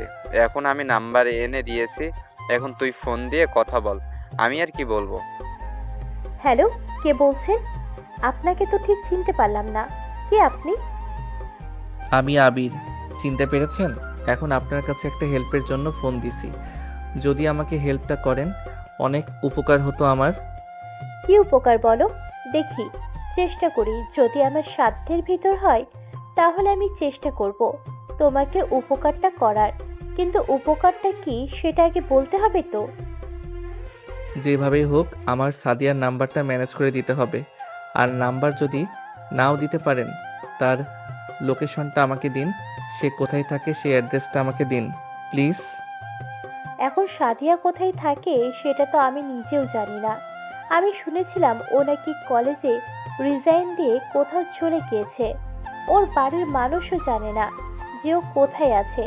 তাহলে আমি কি করে জানবো বলো? আর সব থেকে বড় কথা হচ্ছে ওর ফোনটাও বন্ধ এখন। তাহলে ওর সঙ্গে যোগাযোগ কিভাবে করব? ওনার সঙ্গে যোগাযোগ করার কি কোনো উপায় নেই? আমি সেদিন অনেক বড় একটা ভুল করে ফেলেছিলাম তাকে চর মেরে। আমি যদি সেদিন তাকে চর না মারতাম তাহলে এত বড় ঘটনা ঘটতো না। আমার উপর রাগ করে সে কোথায় হারিয়ে গেল আমাকে একা রেখে। এখন তুমিও একটু খোঁজাখুঁজি করো, আর আমি এখান থেকে চেষ্টা করছি। আর ওর যত পরিচিত মানুষ আছে সবার সঙ্গে কথা বলার চেষ্টা করো। আর আমি আমার সর্বোচ্চ চেষ্টা করছি ওকে খুঁজে বের করার। আচ্ছা ঠিক আছে, আমি সবার সঙ্গে কথা বলতেছি। যেভাবে হোক ওনাকে খুঁজে বের করতে হবে আমার জন্য। তার ফ্যামিলির সঙ্গেও সে সম্পর্ক শেষ করে দিয়ে গেছে। তাদের সঙ্গে আর কোনো যোগাযোগ করে না। তারাও তাকে নিয়ে অনেক চিন্তা করতেছে। আমার জন্য তাদেরকেও কষ্ট করতে হচ্ছে। বন্ধু, এখন এগুলো ভেবে কোনো লাভ নেই। এখন তোকে শক্ত হতে হবে। যদি তোর ভালোবাসা সত্যি হয়, তুইও যদি ম্যাডামকে তার মতো করে ভালোবাসতে পারিস, তাহলে তুই তাকে খুঁজে বের করতে পারবি। তাছাড়া আর কেউ খুঁজে বের করতে পারবে না। তুই একটু মাথা খাটা, তুই একটু ভেবে দেখ সে কোথায় যেতে পারে। আর তার পরিচিত মানুষদের সাথে একটু কথা বলার চেষ্টা কর। আমি তো সবাইকে চিনি না, তুই তো একটু হলেও তার ভাই, ব্রাদার, আত্মীয় স্বজন, বান্ধবীদের চিনিস। আমি চেষ্টা করতেছি, কি করব। এর থেকে বেশি চেষ্টা তো কোনো কমতি রাখতেছি না, কিন্তু তারপরও তো খুঁজে পাচ্ছি না তাকে। কোথায় গেলে এখন তাকে খুঁজে পেতাম। এভাবে আর ভালো লাগতেছে না, অনেক খারাপ লাগতেছে আমার তাকে ছাড়া। সাদিয়াকে ছাড়া যেন আবিরের এক একটা দিন এক একটা বছরের মতো করে কাটতেছে। সাদিয়াকে সে অনেক মিস করতেছে। কত জায়গায় ফোন করলো, কতজনের কাছে খবর নিল, কোথাও সাদিয়া যায়নি। তাহলে সাদিয়া কোথায় আছে, কেমন আছে? কেমন আছে সাদিয়া? কেউ জানে না। তার পরিবারের সঙ্গেও তার কথা হয় না, অনেকদিন হয়ে গেল। বন্ধু চল একটা কাজ করি, আজকে একটু সাড়া দিয়ে ম্যাডামদের বাড়িতে ঘুরে আসি। দেখি তার বাড়িতে সত্যি কেউ কিছু জানে না, নাকি আমাদেরকে মিথ্যা কথা বলতেছে তারা। ঠিক আছে, যেহেতু তোর বিশ্বাস হচ্ছে না তাহলে চল আজকে তাদের বাড়িতে গিয়ে ঘুরে আসি। দেখি তারা কেমন, কি জানে, তারা কি আসলেই জানে নাকি তারাও আমাদের মতো কিছুই জানে না। বিষয়টা একেবারে কনফার্ম হয়ে আসাই ভালো। কি ব্যাপার বাবা, তোমরা কারা, কার কাছে এসেছো? আমরা আপনার সঙ্গে কিছু কথা বলতে চাই। আসলে আমরা সাদিয়া ম্যাডামকে খুঁজতে এসেছি। সে কি বাড়িতে আছে? না তো বাবা, সাদিয়া অনেকদিন হলো বাড়িতে নেই। ও কোথায় গেছে, কি করছে কেউ জানে না। ওকে অনেকদিন হলো খুঁজছে সবাই, কিন্তু কোথায় গেছে কেউ জানে না। কাউকে বলেও যায়নি। কলেজে নাকি রিজাইন দিয়ে চলে গেছে। এখনকার ওপর রাগ করে গেছে সেটা আমরা জানি না। ও এমনিতেই একটু অভিমানী বেশি। কি যে করে ফেলে কিছুই বুঝতে পারছি না। অনেক খোঁজা হচ্ছে, কিন্তু এখনো ওর কোনো খোঁজই পাওয়া যায়নি। ও আচ্ছা, আমি আরও ভাবলাম ম্যাডাম হয়তো বাড়িতে আছেন, অসুস্থ আছেন, সেজন্য কলেজে আসতেছেন না। কিন্তু সে যে বাড়িতে নেই সেটা তো জানতাম না। তার নাম্বার কি সবগুলোই বন্ধ নাকি? ওর একটা নাম্বারও খোলা নাই, সবগুলো নাম্বারই বন্ধ বলছে। আমার মনে হয় ও ইচ্ছা করে এমন করে রেখেছে, কারণ ও বাড়ি থেকে কাপড় চোপড় সাথে করে নিয়ে গেছে। আর ফোনগুলো ইচ্ছে করে বন্ধ করে রাখছে, যাতে আমরা কেউ ওর সাথে যোগাযোগ করতে না পারি। আচ্ছা আন্টি, ভালো থাকবেন। তাইলে আমরা এখন আসি, সময় পেলে আবার অন্য এক সময় আসব। আর যদি ম্যাডাম বাড়িতে আসে তাহলে আমাদের একটু ফোন দিয়েন, বলবেন বলবেন যে আবিররা আসছিল। আচ্ছা ঠিক আছে বাবা, যদি আসে তাহলে আমি ওকে বলবো, কিন্তু আমার মনে হয় না ও বাড়িতে আর আসবে। বন্ধু আর কোথায় খুঁজবো বল? খুঁজতে খুঁজতে তো ক্লান্ত হয়ে গেলাম। অনেক খারাপ লাগতেছে তার জন্য। আজকে আমার জন্য সে এই শহর ছেড়ে চলে গেছে। এতই অভিমান করেছে আমার উপর। একটা কাজ করি বন্ধু, আমরা আজকের মতো বাড়িতে চলে যাই, আবার কালকে বের হব খুঁজতে। অনেক তো ঘুরলাম, আর কত ঘুরবো বল। আজকের মতো এখানেই থাক, আবার কালকে থেকে খোঁজা শুরু করব।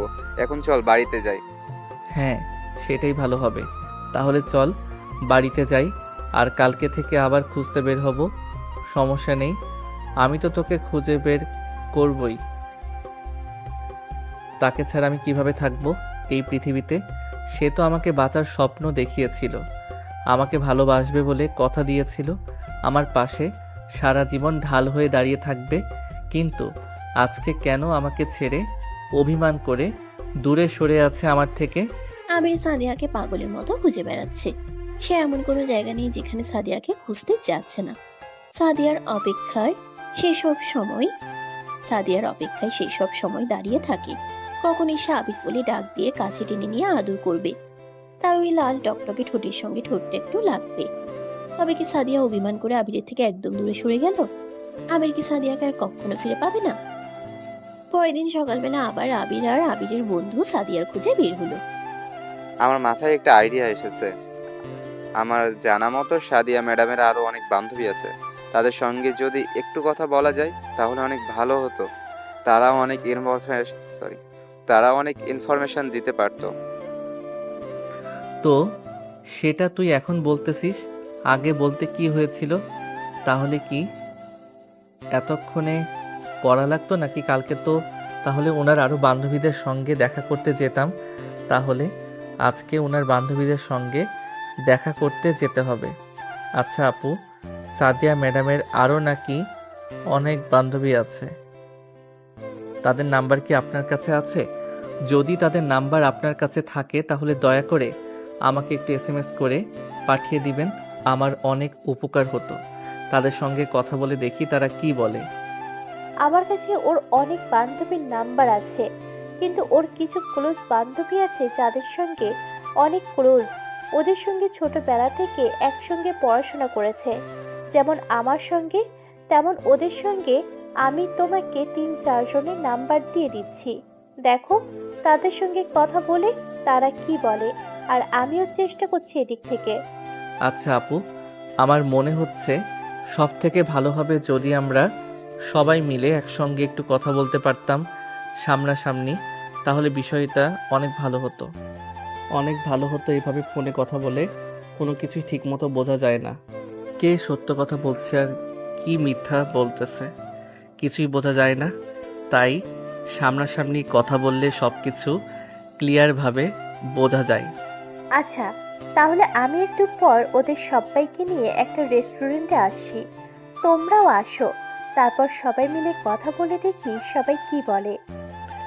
অনেক অনেক ধন্যবাদ আপু, আর আমরা এখনই রেস্টুরেন্টের দিকে আসতেছি, আপনারা বের হন, তাইলে আমরা গিয়ে বসে আছি, আপনারা ধীরে সুস্থে আসেন। আবির এখন বুঝতেছে ভালোবাসার কষ্ট কাকে বলে।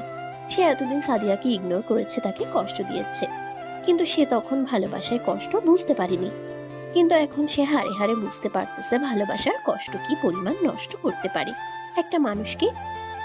কি ব্যাপার, কখন আসছো তোমরা? তোমাদের দেখে তো মনে হচ্ছে অনেকক্ষণ হলো তোমরা এখানে দুজন বসে আছো। হ্যাঁ আপু, আমরা অনেকক্ষণ এসেছি, আর টাইম হিসাব করে কি হবে বলুন? আমার তো আর কোনো কিছুই ভালো লাগতেছে না, এখন শুধু একটাই উদ্দেশ্য আমার, সেটা হচ্ছে সাদিয়া ম্যাডামকে খুঁজে বের করা। শুধু একটাবার জিজ্ঞেস করব আমি যে আমার ভুলটা কি এতই বড় ছিল যে আমাকে এভাবে ছেড়ে চলে যেতে হলো? এখন আরো কি জিজ্ঞাসা করতে চাও বলো? সবাই তো আছি এখানে, আর যে যতদূর জানো সব সত্যি করে বলে দিও, কেউ মিথ্যে কথা বলো না। এখন সাদিয়া তো আমাদের যাবার আগে কোনো কিছু বলে যায়নি, তো কোথায় যাচ্ছে, কার কাছে যাচ্ছে, কোথায় থাকবে, কি সমাচার, কিছুই আমরা জানি না। আপনারা কি সবাই সত্যি কথা বলতেছেন? আমি অনেক কষ্টে আছি, প্লিজ আমাকে আর কষ্ট দেওয়ার মতো কথা বললেন না। সাদিয়ার জন্য একদম পাগল হয়ে গেছি, আমি ঘুমাতে পারি না, খাওয়া দাওয়া করতে পারি না, কোনো কিছুই ভালো লাগে না, মানসিক চাপে আছি। আমি এভাবে চলতে থাকলে আমার পাগল হতে সময় লাগবে না।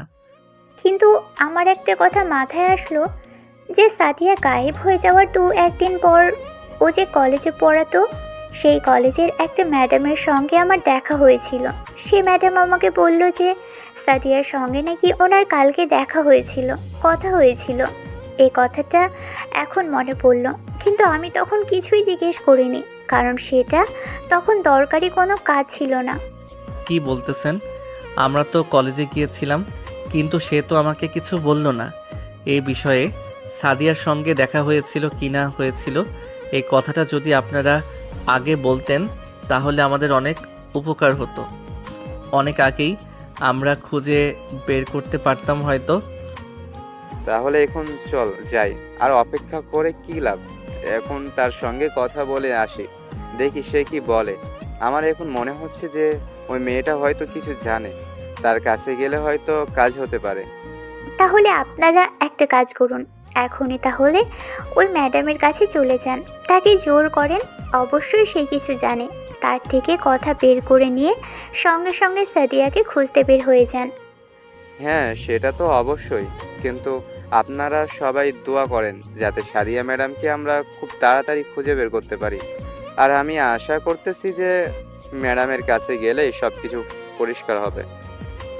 আর আবির, তুমি এখন থেকে আর সাদিয়াকে ম্যাডাম করে বলো না, তুমি করে কথা বলো, প্রয়োজন পড়লে নাম ধরে ডাকো, সমস্যা নেই, কিন্তু এইভাবে আর ম্যাডাম ম্যাডাম ডেকো না, শুনতে খারাপ লাগে। আচ্ছা ঠিক আছে আপু, আপনারা বলেন, আমি চেষ্টা করব এখন থেকে তাকে তুমি করে বলার জন্য, তবে আগে তাকে খুঁজে বের করা বেশি ইম্পর্টেন্ট, তারপরে আপনি তুমি নিয়ে ব্যস্ত হব। সাদিয়ার ব্যাপারে কিছুটুকু হলেও স্বস্তি ফিরিয়ে এনে দিয়েছে আবিরের মনে। তার বান্ধবীদের কথা মতে ওই স্কুলের ম্যাডামের সঙ্গে নাকি তার কথা হয়েছে। সেই ম্যাডাম কিছু হলেও জানে তাদের এখন আবিরের জীবনে সব থেকে বড় কাজই হচ্ছে সাদিয়াকে খুঁজে বের করা। এটাই যেন তার মূল উদ্দেশ্য হয়ে দাঁড়িয়ে গেছে এখন। তারপর তারা সেই ম্যাডামের সঙ্গে কথা বলতে তার বাড়িতে চলে যান। আচ্ছা ম্যাডাম, আপনার সঙ্গে কিছু কথা ছিল। যখন আমি কলেজে গেলাম তখন আপনি সেখানে ছিলেন না, তাই সরাসরি আপনার বাসায় চলে আসলাম। আপনি কী জন্য রাগ করেছেন আমাদের উপর, কিন্তু আমরা এসেছি অনেক বড় বিপদে পড়ে। এই বিপদ থেকে আপনি আমাদের কিছুটুকু হেল্প করতে পারবেন? আমি বুঝতে পেরেছি তো যে তোমরা আমার কাছে কি জন্য এসেছো, এখন বুঝতে পেরেছি কিন্তু যে কাজে এসেছো সেটা আমি কত দূর হেল্প করতে পারবো এখনও বলতে পারছি না। আপনি সত্যি করে একটা কথা বলবেন? আপনি কি আগে বলো শুনি কি কথা, আগে তোমার সেই কথাগুলো জানতে হবে। আমি শুনলাম সাদিয়া নিখোঁজ হওয়ার আগের দিন নাকি আপনার সঙ্গে কথা হয়েছিল, দেখা হয়েছিল। আপনার সঙ্গে কি কথা হয়েছিল সেটা যদি একটু বলতেন আমাকে, আর সে কোথায় এখন থাকে, কি করতেছে, যদি সব কিছু জানেন তাহলে আমাকে একটু বলেন, আমার অনেক উপকার হবে। আপনার কাছে আমি কৃতজ্ঞ থাকব। আমি অনেক খুঁজে বেড়াচ্ছি কিন্তু তাকে কোথাও খুঁজে পাচ্ছি না। আপনি আমাকে এখন একটু হেল্প করেন। সেদিন যে লাইব্রেরিতে আমার সঙ্গে খারাপ ব্যবহার করেছিলে না, সেটার জন্য আমার কাছে ক্ষমা চাইতে এসেছিলে। আমার হাত ধরে ক্ষমা চেয়ে অনেক কান্নাকাটিও করলো। যে তোমার জন্য এত কিছু করলো, সে তুমি ওর গায়ে হাত তুলেছো। তোমার এই গায়ে হাত তোলাতে অনেক কষ্ট পেয়েছে, আর আমার সাথেও খারাপ ব্যবহার করেও অনেক কষ্ট পেয়েছে। অনেক আফসোস করলাম, অনেকবার ক্ষমা চেয়েছে, আর আমার কাছে সে ক্ষমা চেয়েছে। কিন্তু কোথায় যাচ্ছে, কিভাবে যাচ্ছে, কি করবে সেখানে গিয়ে, এগুলো সম্পর্কে আপনাকে কিছু বলেনি নাকি? সত্যি করে বলেন একটু আমাকে। সত্যি বলতে ও আমার কাছে শুধুমাত্র সরি বলার জন্যই এসেছিল, আমার কাছে ক্ষমা চাওয়ার জন্যই এসেছিল। কিন্তু আমি বললাম যে আমি শুনলাম তুমি নাকি রিজাইন দিচ্ছ, তাহলে রিজাইন দিয়ে কোথায় যাচ্ছ? অন্য কোথাও চাকরি নিচ্ছ নাকি? আমাকে বলল যে এই শহর থেকে নাকি একেবারে চলে যাচ্ছে। তখন আমি প্রশ্ন করলাম কি জন্যে চলে যাচ্ছ, কোথায় যাচ্ছ? আমাকে বলতে চাচ্ছিল না, কিন্তু আমি খুব জোরাজোরি করার পর বলল যে সে নাকি সিরাজগঞ্জ চলে যাচ্ছে, কিন্তু আমাকে বলতে নিষেধ করেছিল, বলেছিল আমি যাতে কাউকে না বলি। তাই আমি এখনও কাউকে কিছুই বলিনি। ভুল ছিল ঠিক, তেমনি রেখে দিয়েছিলাম আমার কাছে কথাগুলো। সিরাজগঞ্জে শহরে একটা কলেজে চাকরি করতেছে, আমাকে এটাই বলে গিয়েছিল। আপনি সত্যি কথা বলতেছেন? সত্যি কি সে এখন সিরাজগঞ্জে আছে? আর সিরাজগঞ্জে কোন কলেজে আছে সেটা তো বললেন না আপনি। আমাকে বলল যে সিরাজগঞ্জ সিটি কলেজে নাকি সে চাকরি পেয়েছে, সে এখন থেকে ওখানেই থাকবে, পরিবারের সঙ্গে কোনো যোগাযোগ রাখবে না, প্রেমিকের সঙ্গে কোনো যোগাযোগ রাখবে না, সে কখনো নাকি বিয়ে করবে না, এটাই আমাকে বলে চলে গেল। এর থেকে বেশি কিছু আমি জানার চেষ্টা করিনি, আর নাম্বার তো চাইনি আমি। আপু, আপনি কি আমাদের সঙ্গে যাবেন? আমরা ম্যাডামের খোঁজ পেয়ে গেছি। আপনার যেহেতু বান্ধবী, আপু, আপনি কি আমাদের সঙ্গে যাবেন? আমরা ম্যাডামের খোঁজ পেয়ে গেছি। আপনারা যেহেতু বান্ধবী ম্যাডামের, আপনি সাথে গেলে একটু ভালো হতো আমাদের জন্য। এক্সট্রা একটা বেনিফিট পেতাম আমরা একটা মেয়ের সঙ্গ থাকলে, আর যেহেতু আপনি তার বেস্ট ফ্রেন্ড। আচ্ছা ঠিক আছে, তোমরা আমার জন্য একটু অপেক্ষা করো, আমি আসতেছি অল্প কিছু সময়ের মধ্যেই। আবিরের মনে যেন আনন্দে জোয়ার বইছে, তার মুখে অনেকদিন পর হাসি ফুটেছে। তার চোখ দুটো যেন শুধু সাদিয়াকে খুঁজে বেড়াচ্ছে। তার মনে এখন শুধু সাদিয়াকে একটাবার জড়িয়ে ধরার ইচ্ছাই হচ্ছে। তার মাথায় এই মুহূর্তে সাদিয়ার নাম ছাড়া অন্য কিছু আসতেছে না। সে শুধু সাদিয়ার কথাই ভাবতেছে। সাদিয়া কি এখন তাকে অ্যাকসেপ্ট করে নিবে? তাকে কি সে ভুলের জন্য ক্ষমা করে দিবে, নাকি সে আবিরকে দূরে সরিয়ে দিবে? তারা এটা ভাবতে ভাবতে সাদিয়ার বান্ধবী এসে হাজির। তারা একসাথে রওনা হলো সিটি কলেজের দিকে। সিটি কলেজের সামনে নাকি একটা ভাড়া বাসায় সাদিয়া থাকে। কিছুক্ষণ পর তারা সেই কলেজের সামনে চলে গেল। একে ওকে জিজ্ঞেস করার পর তখন কিছু স্টুডেন্ট সাদিয়ার বাসাটা দেখিয়ে দিল। আবিরের চোখ শুধু সাদিয়াকে খুঁজছিল। আবির এদিক ওদিক তাকাতিয়ে ব্যালকনির দিকে তাকিয়ে দেখে সাদিয়া বসে বসে সামনের দিকে তাকিয়ে কি যেন অপলক দেখতেছে। সে সাদিয়াকে দেখে তো মহা খুশি, আনন্দে নাচানাচি শুরু করে দিচ্ছে। উপর থেকে সাদিয়া তাদেরকে দেখে অবাক হয়ে গেল। সেখানে কিভাবে আসলো তার মনে একটা কৌতূহল জেগেছে। কি ব্যাপার সাদিয়া, আমার উপর তোমার কি এমন অভিমান ছিল যে আমাকে এরকম কষ্ট দিলে? তোমাকে ছাড়া কত কষ্টে ছিলাম আমি জানো? তুমি একটা দিন আমার কাছে একটা বছরের মতো গেছে। এমন কোনো দিন নেই, এমন কোনো জায়গা নেই যেখানে তোমাকে খুঁজিনি। কিন্তু আমি কি এমন অপরাধ করেছিলাম আমাকে কি সেটা বলা যাবে, যার সাজা তুমি আমাকে দিলে? তোমাকে একটু বোঝালাম যে ভালোবাসা কতটা যন্ত্রণাদায়ক, কতটা কষ্ট দেয়। যদি অপর পাশের একজন কষ্ট দেয় তখন কতটুকু খারাপ লাগে সেটাই তোমাকে একটু বোঝাতে চেয়েছিলাম। আর সেদিন তুমি আমাকে ওই মহিলার জন্য চড় মেরেছিলে, সেটার জন্য আমি অনেক কষ্ট পেয়েছিলাম। বাড়িতে এসে কান্না করার পরে আমি ঠিক করলাম যে আমি আর এখানে থাকবো না। তুই যাকে ভালোবাসি সে আমাকে এখনো বোঝে না, তাহলে এখানে থেকে আর কি করব? তাই আমি রাগ করে এখানে চলে এসেছি। সত্যি কি তুমি আমাকে ছেড়ে এখানে ভালো আছো? তোমাকে দেখে তো আমার মনে হচ্ছে না যে তুমি আমাকে ছেড়ে অনেক অনেক ভালো আছো। তোমার চোখ বলে দিচ্ছে যে তুমি কষ্টে ছিলে আমাকে ছাড়া। বলো সত্যি কি না? সত্যি কি মিথ্যা বলতে পারছি না, কিন্তু আমি কলেজ থেকে এসে শুধু এই ব্যালকনিতে বসে রাস্তার দিকে তাকিয়ে থাকি। কখন তুমি এসে আমাকে ডাক দিবে আর আমি দৌড়ে গিয়ে তোমাকে জড়িয়ে ধরবো, তোমাকে আদর করব। তোমার প্রতি একটা বিশ্বাস ছিল আমার যে তুমি একদিন আসবেই। দেখো সত্যি করে তুমি চলে আসলে। বিশ্বাস করবে না আমি যে কত খুশি হয়েছি তোমাকে সামনে থেকে দেখতে পেরে। আমি তো ভেবেছিলাম তুমি আমাকে হয়তো সারা জীবনের জন্য ছেড়ে দিয়েছো, তাই হয়তো আমার সঙ্গে আর দেখা করতে চাচ্ছ না, আমার সঙ্গে আর যোগাযোগও রাখতে চাচ্ছ না। আমি তো এটাই ভেবেছিলাম, কিন্তু তারপরও আমি হাল ছাড়িনি। তোমাকে খুঁজে গেছি, তার ফল আজকে পেলাম। ধৈর্যের ফল আসলে যে মিষ্টি হয় সেটা আজকে বুঝলাম আমি। আসলেই বলতে হবে, আবির আর আবিরের বন্ধু অনেক কষ্ট করেছে তোকে খুঁজে বের করতে। সারা দিন রাত শুধু তোর সন্ধানই করেছে। কত মানুষের বাড়িতে গেছে, কত মানুষের সঙ্গে কথা বলেছে, কিন্তু কেউই তোর সন্ধান দিতে পারেনি। শেষ পর্যন্ত যাকে কেন্দ্র করে ঝগড়াটা শুরু হলো সেই মানুষটার জন্য আজকে তোকে খুঁজে পেয়েছি আমরা সবাই। তাই নাকি? তাহলে এত কষ্ট করেছো আমার জন্য, যে কষ্ট আমার জন্য করেছো হয়তো তোমার মতো সেই কষ্টটা আমি করিনি, কিন্তু তোমার থেকে কম কষ্ট আমার হয়নি। আমি যখনই কলেজ থেকে এসেছি, ছুটি পেয়েছি, তখন এই ব্যালকনিতে এসে তোমার জন্য অপেক্ষা করেছি। জানালা দিয়ে নিচে তাকিয়ে থেকেছি কখন তুমি আসবে।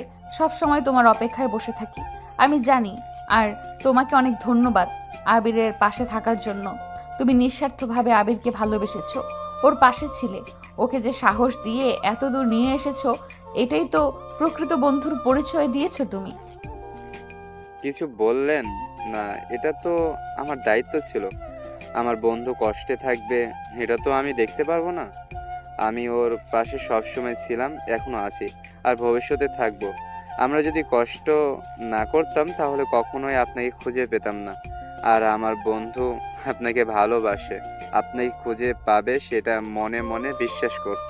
সে কখনোই ভাবেনি যে আপনাকে হয়তো সে একেবারেই হারিয়ে ফেলেছে বা আপনাকে আর কখনোই ফিরে পাবে না।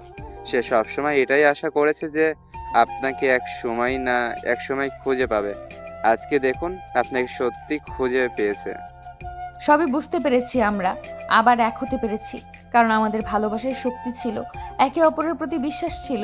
এই অল্প কিছুদিনের মধ্যেই আমাদের একে অপরের মধ্যে যতটা ভালোবাসা তৈরি হয়েছে, এত ভালোবাসা হয়তো বছরের পর বছরেও অনেকের সম্পর্কের মধ্যে হয়ে ওঠেনি। একে অপরের প্রতি বিশ্বাস, টান, ভালোবাসা থাকলে কেউ কখনো ছেড়ে যায় না, ভুলে থাকতে পারে না। এটাই সত্যি, এটাই ভালোবাসা। আজকে যেমন সাদিয়া আবির খুশি, তেমনি তাদের বন্ধু বান্ধবীরা সবাই অনেক খুশি। আবির তো ভাবতে পারেনি যে তারা আবার এক হতে পারবে, কিন্তু তার ভালোবাসার প্রতি বিশ্বাস ছিল, সে হাল ছাড়েনি। সে সাদিয়াকে খুঁজে পেয়েছে, কিন্তু তার খুঁজে পেতে অনেক কষ্ট হয়েছে। ওই যে কথায় আছে না, কষ্ট করলে কিষ্ট মেলে, সেটাই হয়তো তাদের কপালে জুটলো এসে। আচ্ছা তাহলে চলো, আমি আর তুমি এখন বাইরে যাই, ওরা একটু পার্সোনাল সময় কাটাক। অনেকদিন পর দেখা হলো, তারপর আবার একসাথে বাসার দিকে যাব আমরা সবাই। আচ্ছা, আমাকে ছেড়ে এতদিন তোমার কেমন লাগলো বলো? আমার এই নরম ঠোঁটের কথা কি তোমার মনে পড়েনি? আমি যে তোমাকে ভালোবাসি, আমাকে কি একটাবার জড়িয়ে ধরতে তোমার ইচ্ছে হয়নি? অনেক অনেক অনেক ইচ্ছে করেছে, কিন্তু সম্ভব হয়নি। আর কিভাবে হতো? তুমি তো ছিলে না আমার পাশে, আমার সাথে অভিমান করে দূরে চলে এসেছো। তোমাকে কিভাবে খুঁজে পাবো আমি বলো? কিন্তু তারপর আমি বিশ্বাস হারাইনি, তোমাকে খুঁজে বের করেছি। এখন তো তোমার সামনে দাঁড়িয়ে আছি, এসো না, আমাকে একটু জড়িয়ে ধরো। এটা কি আবার বলতে হয় নাকি? কিন্তু তুমি যে আমাকে এত বেশি ভালোবেসে ফেলবে সেটা আমি কল্পনাও করতে পারিনি। আমি তো ভেবেছিলাম যে আমার দ্বারা ভালোবাসা হবে না, কিন্তু তুমি যে এত দায়িত্বশীল প্রেমিক হতে পারবে সেটা আমি কল্পনাও করতে পারিনি। এখন আমার বিশ্বাস হচ্ছে না যে তুমি এতটুকু দায়িত্বশীল হয়ে উঠেছো আমার জন্য। যাকে ভালোবাসা যায়, তাকে যত্ন করা যায়, তার জন্য জীবন দেওয়া যায়। আমি তোমাকে এতটাই ভালোবেসে ফেলেছি যে তোমার জন্য আমি সব করতে রাজি আছি। আর এটা তো তাদের কাছে সামান্য একটা বিষয়। তোমাকে আমি সারা জীবন আগলে রাখবো, ভালোবাসা দিয়ে ভরিয়ে রাখবো, আর কখনো তোমাকে এভাবে কষ্ট দিব না। আর তুমি আমাকে এভাবে হুট করে ছেড়ে চলে এসো না কখনো। আমি যদি কোনো ভুল করে থাকি আমাকে সেটা বলবে, আমি সেই ভুলটা শুধরাবো। আবির সাদিয়াকে জড়িয়ে ধরে তার লাল টুকটুকে ঠোঁটে কিস করতে শুরু করলো। সাদিয়া তার সঙ্গে রোমান্টিক মুহূর্তে হারিয়ে যেতে শুরু করলো। অনেকদিন পর তারা একে অপরকে এরকম ভাবে জড়িয়ে ধরে ভালোবাসা প্রকাশ করতে পারতেছে। তারা একে অপরকে কতটা ভালোবাসে সেটাই হয়তো প্রকাশ পাচ্ছে আজকে। তবে ভালোবাসা কখনোই শেষ হয় না, ভালোবাসা বেঁচে থাকে সারা জীবন। ভালোবাসার কখনোই মৃত্যু হয় না, একজন আরেকজনকে কখনোই ভুলে থাকতে পারে না। জীবনে প্রত্যেকটি মানুষ তাদের ভালোবাসার মানুষকে আপন করে পাক। সকলের ভালোবাসা পূর্ণতার হাওয়ায় ভেসে যাক প্রতিটি হৃদয়। প্রতিটি গল্পেরই শেষ মুহূর্তের সময়টা সবাই চায় ভালো দিয়ে শেষ হোক। ওই একটা কথা আছে না, সব ভালো যার শেষ ভালো তার। শুরু থেকে যে ভালোবাসায় শক্তি বিশ্বাস থাকে সে ভালোবাসা কখনোই শেষ হয়ে যায় না। এভাবে বেঁচে থাকুক পৃথিবীর সকল ভালোবাসা। প্রতিটা ভালোবাসাই পূর্ণতার ছোঁয়ায় আচ্ছন্ন হয়ে থাকুক এভাবেই। এই গল্পের সমাপ্ত হলো। সমাপ্ত।